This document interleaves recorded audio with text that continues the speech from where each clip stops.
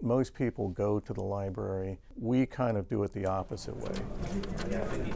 Book cart. We take the books to them. I've been here 2.5 years. When I got here, the library was more like a warehouse. What I did is try to find out what people are looking for and then organize the library based on that. We do have a pretty good selection here. Most people order, they ask for like James Patterson, urban novels, classics like Hemingway, and usually like if they're getting series, they'll give me that book back and I'll give them the next one so I can keep the series organized.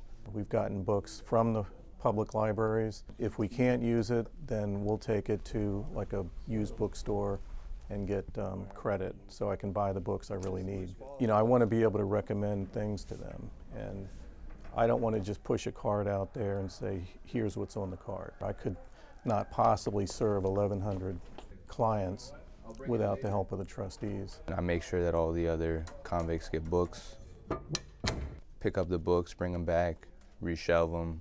And working in the library, you're going to get better people skills, dealing with different personalities. In a sense, we need something to better ourselves while we're here. We should be doing as much things as we can to try to progress toward not negative activities. These programs are essential to doing something that's going to better you and prepare you for going out in daily life.